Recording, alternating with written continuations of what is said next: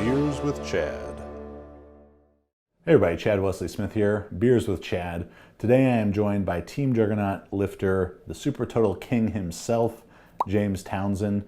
I talked with James about his NFL career from a youth player through a high school star, college, transferring, a practice squad player for the Bears, kind of the ups and downs of his career. I learned some stuff about James that I'd never known before in the 6 or 7 years that I've known him. So always a great time talking with James, as well as talking about some youth athletic training, because if you haven't seen his daughters, Princess P and Freya, on Instagram, they're incredible to watch, lifting, their passion for fitness. So we talk about some of his ideas in regards to youth training and how he sort of manages the expectations for his exceptional daughters. So I'm drinking my favorite beer, Alpine Duet.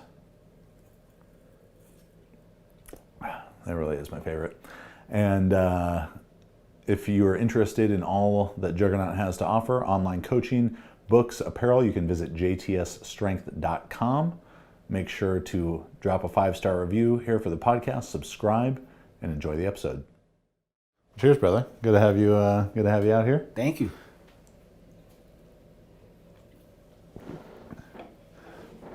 So I was sending my boy Dustin, the 49ers strength coach. Mm-hmm. I sent him the video of you doing clean and jerks, and I was like, I know you guys had another wide receiver get hurt yesterday, so I'm just saying, if you get a call, you would be my second guy on the 49ers this week. But you think you could still line it up a little bit? Probably, if my hamstrings hold up. Yeah. But it's never easy just running back into football like that, like the cuts and sprints. Like, you literally have to retrain. I think for me, it would probably take me a good 2-3 weeks to get my legs back in the whole 2 or 3 weeks, and then you're ready to go. Ready to go. How would you say physically you compare now to when you were playing football? Oh, way stronger, way explosive, way more explosive, much smarter. I'm moving better, because when you get with certain college coaches, and I even still see it now, that like you see videos of guys lifting and the technique is just not there. Mm. If the technique was more explained to the guys, and then you would see more beasts coming out of weight rooms from football players. Yeah. So as you look back at your career, let's kind of, high school, mm-hmm. You're playing in New Jersey. South Jersey. Yeah. Right. So, mm-hmm. How renowned were you as a high school player? All-American. Yeah. All-American after my sophomore year. Me, my best friend Wally Lundy, he was an All-American running back. He played at University of Virginia. Yeah, I remember the name, yeah. Brian Bennett, he was our linebacker. He played at Pittsburgh. He was All-American in high school, and then it was me, the wide receiver. So we were like the three-headed monsters, And so by me also running track too, it was just, I was All-American in the 100 and 200. 10:32 and the 100, right? Yeah. That's the time. 10:29. 10:29. Yeah. All right. And then 20.9. I've been shorting you 3/10 when or 300 when I brag about you to people. So then you go from there to University of Iowa. University of Iowa, yeah. And what was describe your Iowa career? Man, if I truly believe if I'd had a better direction, somebody, if I would have had a more male prominent figure in my life that helped me control what better school to go to, that works better for me and my skill set as a wide receiver, mm-hmm. It would have panned out better. Like going to Iowa is great overall as a school. My teammates there, Bob Sanders, Robert Gallery, Greenway, Calvin Davis, and all of them. But it's not a fit for a person of my skill set. And as you can see with the climate now with Iowa, yeah, you can see. Well, I guess it is kind of a surprising decision for a kid from Brooklyn who's playing ball in Bronx and playing ball in New Jersey. Iowa is kind of, I mean, yeah, it's like a prominent football school, but it's Right. a big, that's a big departure from where you Right. grew Well, up. in that time, what 02, 03 was like, running back schools. Like Iowa would have been a running back school. There was no way I should have, as a wide receiver, should have committed to go to Iowa. I should have went to Miami or Texas Tech or something. But like I said, if I'd had a male figure, a dominant male figure in my life, that person would have kept me on straight. I wouldn't have made my decision to go to Iowa because it was a party school and girls, and that was my decision on going to Iowa. But Like those farm girls. partying, and and I mean, it all worked out because I met my wife there. But as a football player, wide receiver, fast, coming in running a 4.35, that's not a good decision. So, I mean, my career there, I started as a true freshman, but I was more so of a blocker, or like the scheme and the offense just wasn't for my skill set. Like me being a fast guy, you would think, all right, this guy is fast. He's the fastest guy on our team. Let's put him at X. Let's go deep with him. Probably only went deep to me 2 or 3 times. And in that time in college football schemes, they weren't doing a lot of the stuff that they do now, like jet sweep Right. and all that kind of stuff. Right. So, But Texas Tech was because Crabtree was coming up during my years, and I would have thought, Fitzgerald at Pittsburgh. yeah, I would have thought West Virginia would have been the I spot. took a visit there Yeah. too. Yeah. I took a visit there too. It would have been about playing NCAA, the video game. This would have been a little bit later because you graduated high school what year? 2003? 03, yeah. Okay, so you're a year ahead of me. But you get into those like 05, 6, 7, West Virginia, Steve Slayton, Pat White, Owen Schmidt, and then Noel Devine coming behind them, and Tavon Austin and those guys. That would have been a fun one. Yeah. So then you transfer from Iowa to Rutgers. And what was the reasoning for that? I had got suspended from Iowa for letting somebody write my paper. School found out. They wanted me. I've been there. Yeah. I didn't get suspended for it, but I did it. If anyone, administrators from Irvine Valley College are listening to this, I turned in. And the thing about it is that, like, it was in a rhetoric class. 90% of us were football players, and the teacher, I know she had she was biased against us, and she thought me and my teammate had cheated off each other, but we couldn't have, because the girl wrote his paper and the girl wrote my paper, and they wanted me to confess. Like we cheated, but not the way that you think. Right, yeah. They wanted me to confess to it, and I wasn't going to give them up, and, they wanted me to confess about it, and I had a meeting with, the whole board and everything, and they were like, you either apologize and say that you did it, or we suspend you for 1 year. And I was like, all right, just suspend me. Like, I'm not going to, give up, anybody. And they didn't know I cheated or whatever, or had a girl that write my paper, but they just wanted me to, like, Was it Amy? Did Amy write your No, paper? no, it was a different girl that I was seeing at the time. But so I decided to. They wanted me to confess to cheating, and they wanted me to apologize to the teacher. And I was like, apologize for what? Because I didn't cheat. Yeah. I wasn't going. Even though girl, but I wasn't going to give her up. Yeah. Or anything, and so.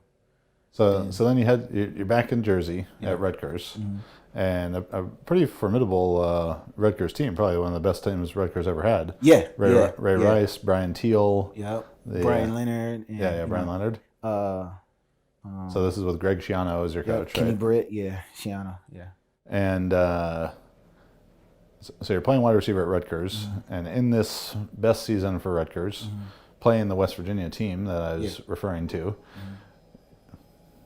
Take me back to this game. Yeah. So that game, it was my first year playing, because transferring I had to sit out, and so coming into my junior redshirt year, I'm playing, starting the slot guy, and I'm playing good. I'm getting the ball and everything. They are making plays for me and stuff. Even though we have Ray, we're starting off good. We're going in 8-1. We had a big game that year. Pandemonium and Piscataway. If anybody look it up on YouTube, where what's his name, Brian Brom Brom from Louisville. Yeah, they were number 2 and we were 11 or 15 at that time, and we beat them. And man, talk about a year for the Big East football. That was back huge. Then. That was like the best year of Big East football ever. Right. And then after beating them, we ended up becoming number 3 in the nation. And then the next week we lose to Cincinnati. And then we played Pittsburgh. No, Syracuse. We beat them. And then the West Virginia game, last game of the season. So if we would have won this game, we'd have won the Big East title. Go to the Orange Bowl with that? Yeah. Right. And so, playing the game, I had a catch, I had a good drive. And it was this play called Topper, to where, it's doubles to the right side. I'm at the Z. I'm on the outside. Tight end has a post. Slot guy has a post. And then I have the deep post. Now, I can remember just not running the route my best. And as soon as I break to get out and I'm open, wide open, and Till threw a perfect pass, and it came to me late, and I go like this. And the ball slips out right in the end zone. Mm-hmm. And Topper was one of my favorite plays that we always ran, and I never missed it. But that one game, missed it, and I could just remember sitting down and oh my goodness. And then walking back, and I could just see players not wanting to look at me, coaches upset and everything, and then that right there defined who I am today and defined the rest of my career because of the reaction from others. Mm-hmm. Mm-hmm. So, tell me more about that. How do you feel like it defined the rest of your career? So I'm very interested to hear, kind of what going forward, playing, being on the practice squad with the Bears, athletically, we could line you up today at 36 years old. That's the thing. Yeah, against any current NFL player, right. And you are as or more physically gifted than they are. But you're sitting here talking to me after we lifted some weights in the garage rather than at NFL training camp. Right. So, how did that impact your football career? That's the thing. It goes back to, if I'd had a male figure in my life, he would have kept me straight, or I wouldn't have been so much invested in my talent. I always felt like my talent was a gift and a curse, because I never had anybody actually show me how to respect my talent. Never had anybody tell me, hey, even though you have the talent, you still have to work hard. Coming up through, grade school, playing Little League, I always was the fastest, always was the most athletic kid. Always scored all the touchdowns, always got the praises. Even with the praises, I got so much of the praises to where I never had anybody say, hey, you need to, relax, chill out. You still have to work hard. You still have to be humble. Get to high school, praises just intensify more, right? Never felt like I have to work hard. And that was the thing. Me not having to work hard played over into going into college. Just being with girls, just partying. Oh, I could run routes in my sleep. I'm the fastest. I'm this, I'm that. So the hard work never was cemented for me while I was in college. Mm.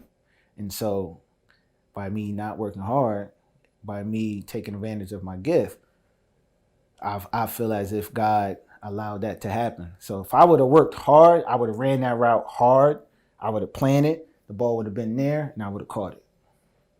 But by me not having, the work ethic of working hard, it laid out to where, coaches will blackball me, or my last year at Rutgers, teammates didn't trust me. I started to doubt who I was as a football player. But then but then later on in life, till today, it led me to appreciate hard work even more.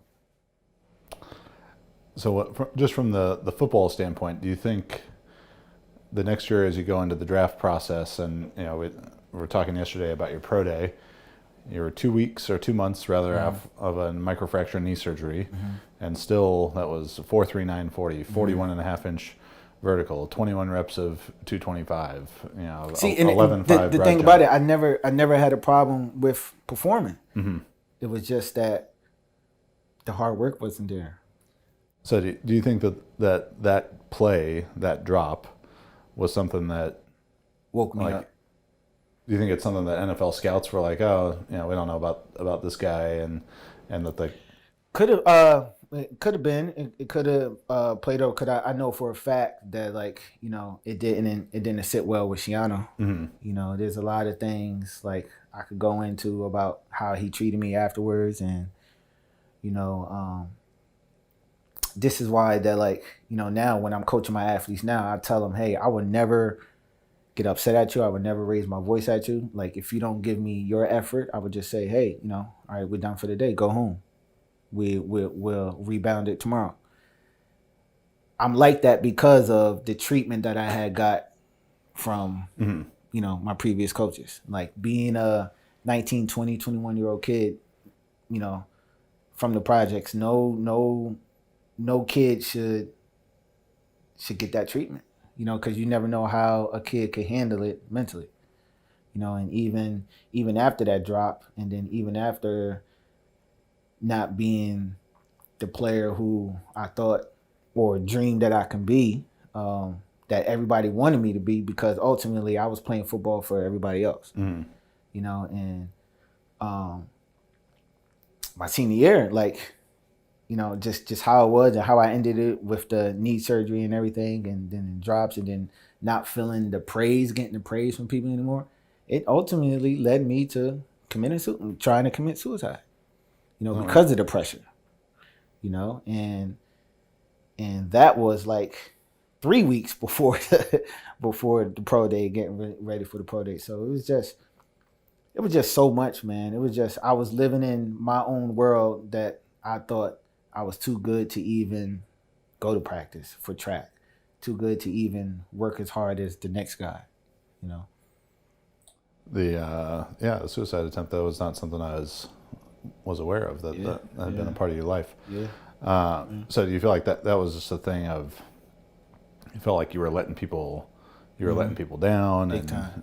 And then when I would try to work hard, to get ready for the pro day and do it at the pro day, I just felt like that I couldn't.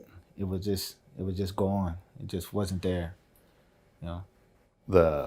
Wasn't there from a desire to work for it standpoint, because from a performance standpoint, I can objectively tell you it was still there. If 41 and a half inch vertical is not there, I think a lot of people would take that that not there. So you feel like once you got in the NFL and you were practice squad with the Bears, that it was just not something you were passionate about? Yeah, it was just,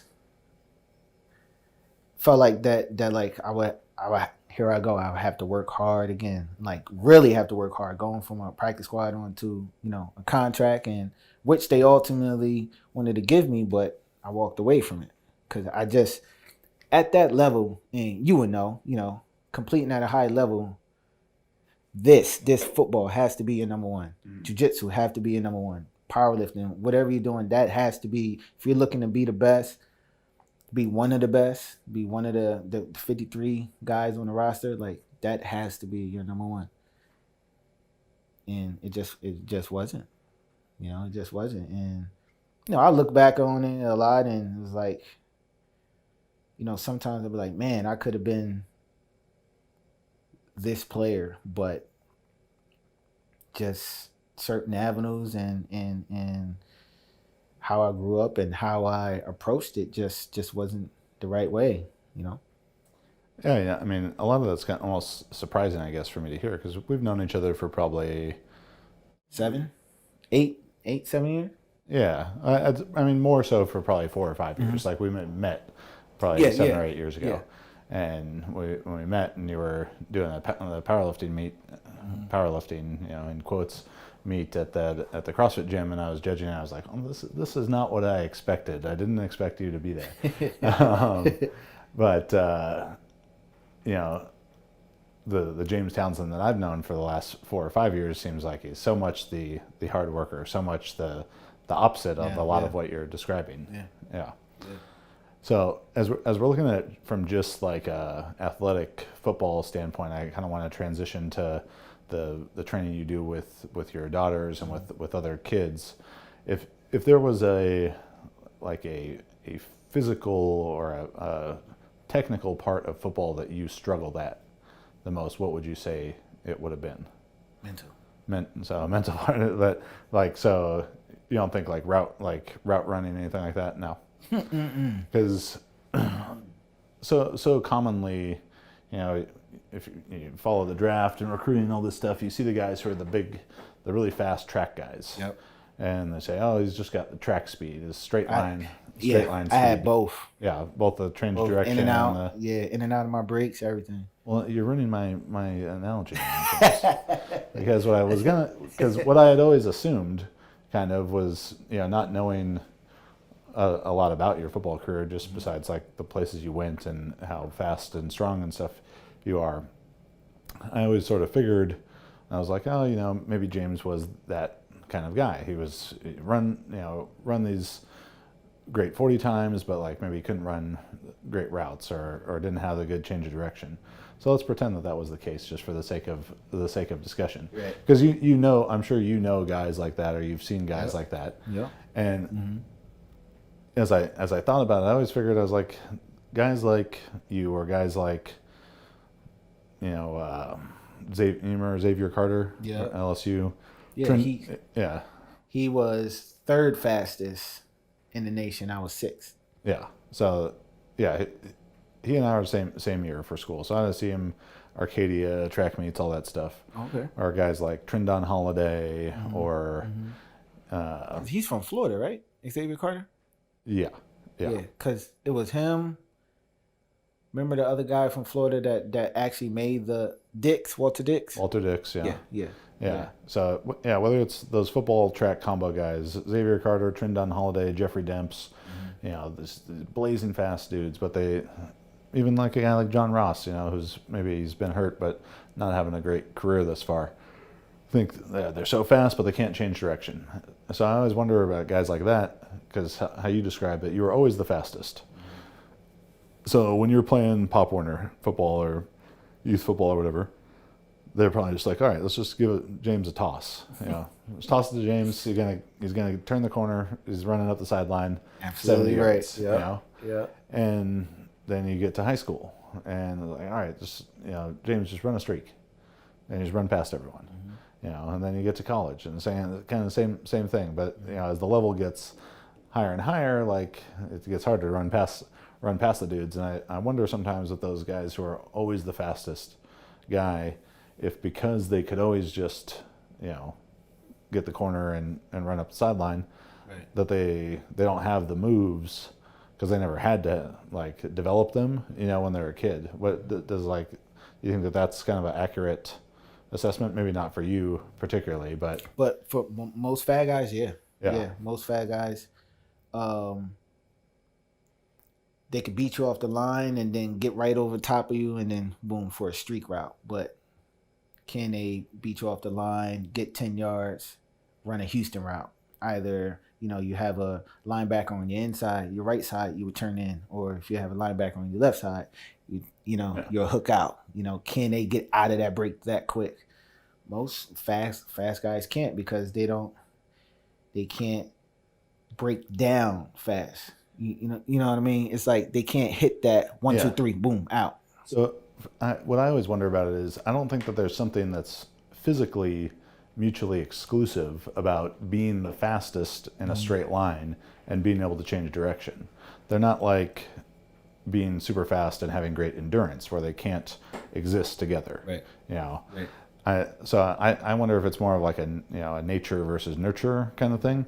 If they don't nurture those qualities because they don't need to, so it's a guy who's I mean, with football, it's always led to believe that like, hey, if this guy can run a 4.2, we don't need him to run good routes. Yeah. Just but he's a wide receiver. He needs to run good routes. Yeah, I think it would take a special, as you were saying, that strong figure in your life, even just from an athletic sense, whether that's a dad, a big brother, or a coach, to be like, hey, I know that you can run past everyone, but we're not just going to do that because there's going to be a time where you can't just run past everyone. Right. So let's learn how to do all the small stuff. Like my boy River, who just signed with the 49ers on Wednesday, shout out to Riv.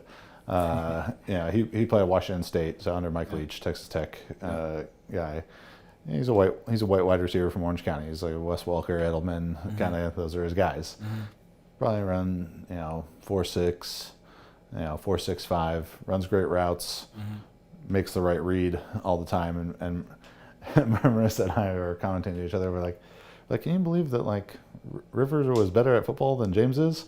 Or than James was, and we're like, that's kind of crazy because if we stood you guys next to each other, no one would think that. But yeah, I've always just thought about that people don't develop those skills because they don't get like kind of forced into it by a coach, that someone isn't telling them like, hey, I know that you could just do this. You think that you could just do this, but like if you really want to be great, you got to do all this other stuff. Right. So I think it's guys like Jerry Rice, who's just like a 4.6 40 guy, nothing amazing physically, but because he has to exhaust all other options to success, he gets so good at those other things. Right. Or even like a basketball player, like Steph Curry. No one was like, oh, look how fast this guy is, look how high he can jump, how big and strong he is. Like, it's like I got to get great handle.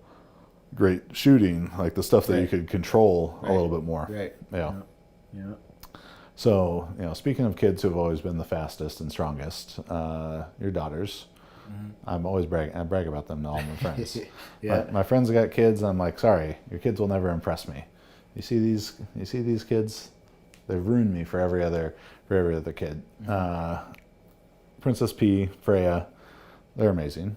I think the most impressive thing maybe is just how well Freya follows directions. I'm always showing my friends with kids the videos of Perseus jumping on boxes when she's 1 year old and not even 1 year old. Like, what was that like? Like, how did that start? That it was just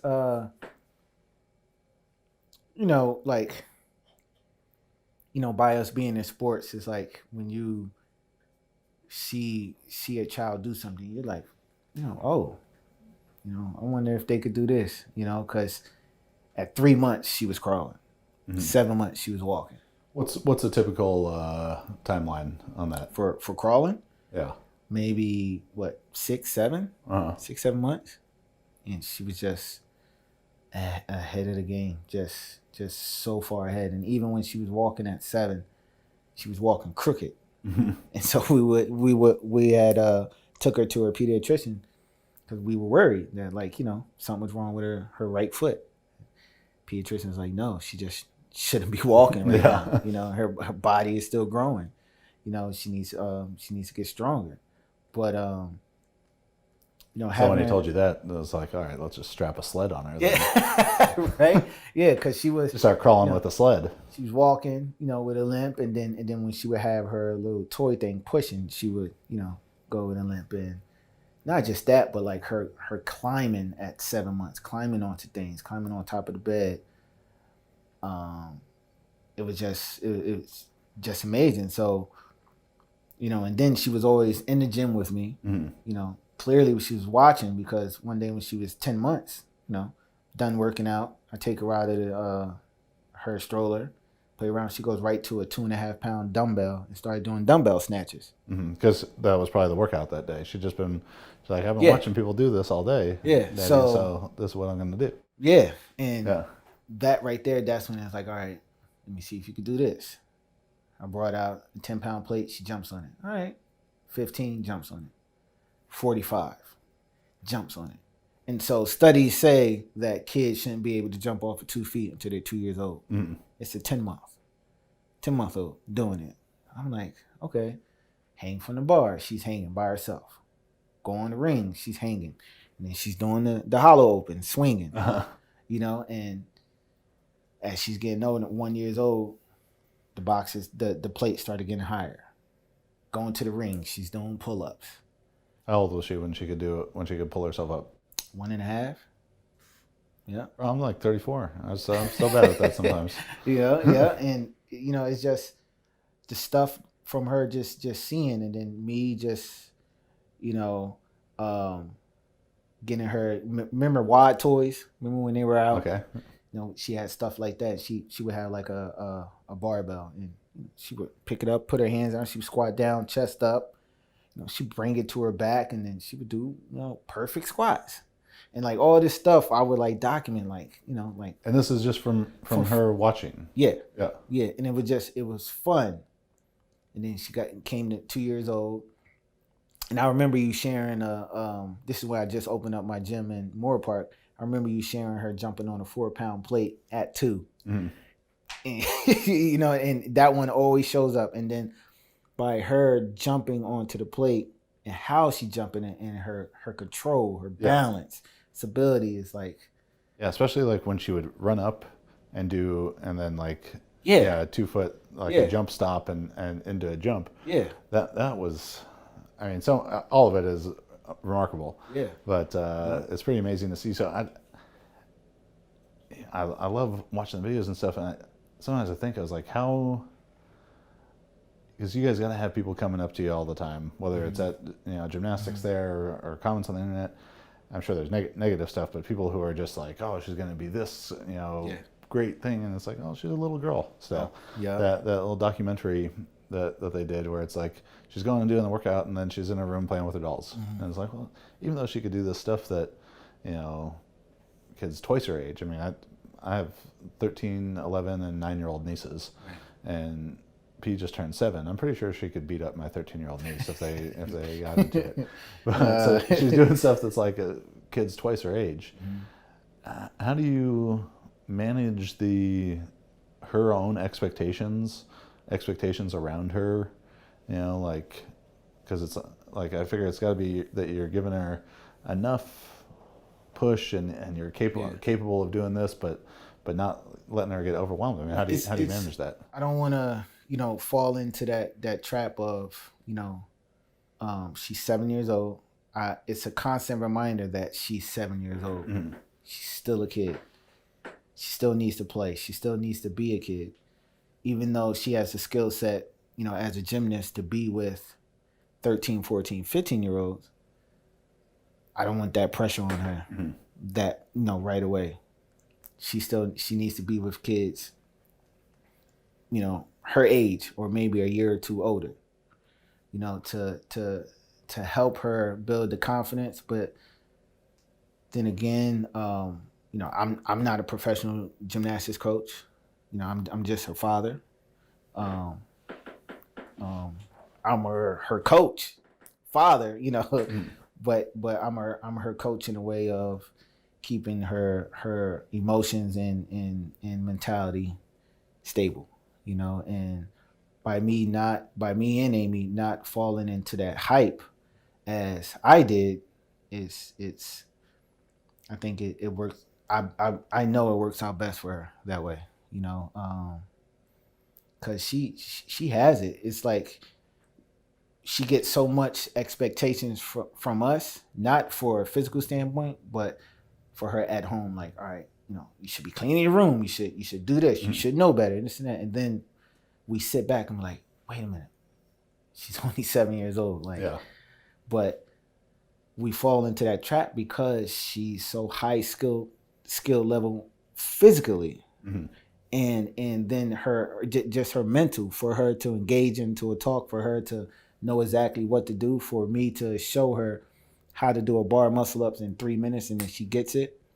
That plays over into our parenting to where it's like, all right, you should be able to know this. But then again, you're 7. Yeah, Marissa and I were talking about that with Freya. She's so good at following the directions. move your feet wide or chest up, when she's doing a squat. Yeah. She really gets it. And I'm like, it makes me think like, oh, she must be like perfect at home. I know she's not. Yeah, right. But it's like, well, why can't you follow directions at school, like you do at the gym? And why can't you, when it's time to eat, like, why? Yeah. So it's just, it's that, it's me and Amy releasing the reins. Well, especially me releasing the reins and trusting that she can be brave enough and smart enough to take the next step in furthering her skills in gymnastics or whatever she wants to do. And that, the bravery side of things and the self-confidence and self-esteem, like, I mean, there are some of those videos where it's hard to not get kind of choked up, watching them, even for me, because it's just like the sweetest moments of these little girls being so empowered by what you guys do, and it's just an amazing thing to watch, man. It's incredible. Commend you, and Amy is just doing such an incredible job with those girls. I'm excited about Disneyland for Freya's 5th birthday next year. I was rubbing it in Melissa that I got invited, so I told her maybe she could come with me. But and now you coach a lot of kids as well, from those young kids up to some incredibly talented high school aged kids. So when you're looking at the young kids, 6, 7, 8 years old, what's sort of the first criteria that you look for of like, okay, this kid is ready to do some training, some formal, semi-formal training? So for me, I go by the air squat. For me, that lets me know if a kid has the body mechanics, the body awareness, and the first 2 minutes, if they could understand, if they could just give me 2 minutes of setting markers. Because first, kids from 6, 7, and 8, I have them stand there with their hands behind their back and just watch me, right? And then if I'm demonstrating, if I'm using P or Frey as a demonstration, I still have them stand that way and look at them doing it, right? But if I'm working with a new kid one-on-one, they got to give me 2 minutes. 2 minutes of attention. 2 minutes of attention, right? So set the markers. If they could put their feet there, right? Remember to put their feet down, because I'll help them get there. But then when I'm done demonstrating and helping them, I need to see you do it of what we just went through. And if they could do that, but also show me the right body mechanics of pushing their knees out, keeping their chest up, and I always have them start like this, then it's perfect. Then I'm like, all right, let me see you go here and do the same thing. And then if they do it right, then I introduce the barbell for a front squat. And that's most kids, if they knees start going in and then curling, I won't even introduce a barbell. We'll keep on working on that, and I'll regress it and go to the rig on a pole, have them grab the pole, and I still make the marks, put your feet on the marks, knees out, keep your chest up, and go into a squat. Have them do that a couple of times, and then we'll step back, act like you're holding the pole, and do the squat. Remember, make sure your knees is out. I always use my 2 fingers and I'll let them know, like, hey, I'm gonna put my 2 fingers here to help you push, hinge at the hips, knees out, chest up. Do you find with Perseus particularly being so, phenomenal, that there's more kids from our school and parents who are like, I'm trying to see what this girl's doing. We want to do this. The more people are getting drawn in by it than people who are like, oh, like, I don't want to. No, absolutely. Because she be at, before COVID, when she was at school in the playground, she's showing kids how to do burpees, air squats, pullovers. And I'm like, P, you can't be doing that. But then the parents go home and tell them, like, hey, this is what P showed me. But then they also, they follow her, on Instagram and TikTok, and they see the videos and stuff. But most of the kids that I have in my gym are, they're kids from their parents being members of the gym. I think other parents that see what P can do kind of scared them off, because her level of Yeah, athleticism. they're probably thinking like, oh, my kids aren't ready to do all right. that, Or she shouldn't be doing that. Yeah. So there's still a lot of education that needs to be had with other parents and stuff. I mean, what grade is she in? Second grade. I was telling you yesterday about how we had all these really high level athletes that came out of my elementary school at junior high. But I'm trying to think, basically, like how, I'm in second grade. My mom's shopping in the Husky Jean section for me. I was Lee Dungarees, maybe, but I was stocky. I was just always a stocky kid, 10 pounds at birth, and there was a time when I hurt my knee in a basketball game, and like the team mom comes over and looks at it, and she's like all nervous, and she calls my mom over. She's like, "Oh my God!" She's like, "His knee is so swollen," and my mom's like, "Look at the other one. Like that's how they are." So I didn't have the long angular body of a Townsend, so I'm thinking probably in second grade, like I was still like always a really athletic kid, but P probably would have been mopping me up on like kickball or something. I don't know how would have reacted to that. Like going home, like, Mom, Dad, there's a girl at school who's faster and better than all of us at everything. I'm not sure if as a 2-year-old I would have been like, we gotta start training. We gotta figure out what's going on. Or if I would have just been like, I give up. I quit everything. Yeah. I mean, I get messages with people like, hey, I bring my daughter to the gym a lot and she wants to do stuff. How can I start with them? And, I just like I said with the air squat, hey, just see if they could perform an air squat, and by you introducing an air squat, see if they can give you your attention. Because most kids, they want to look around and, they'll run away and you got to call them back. I give kids one chance to run away. If you run away, you're not ready yet. Yeah. You're not ready yet. It's no use into forcing, a child that young to do something like this. When you have like kids class at your gym, how long is the class? 45 minutes. 45 minutes. They can make it through that pretty well? Yeah. Yeah. Because the reason why they can make it through it because it becomes a teaching moment. Like, I like to they always ask, how much is the bar? And I'll say, it's 5 pounds or 15 pounds. And then I was like, all right, we're going to put on, 5 pounds on each side. Mix a little math lessons in there. Math lessons, right. Avery, how much is this? Nobody say anything. All right, well, you got, this is 15-pound bar, 5 pound, all right, 25 pounds. Yeah.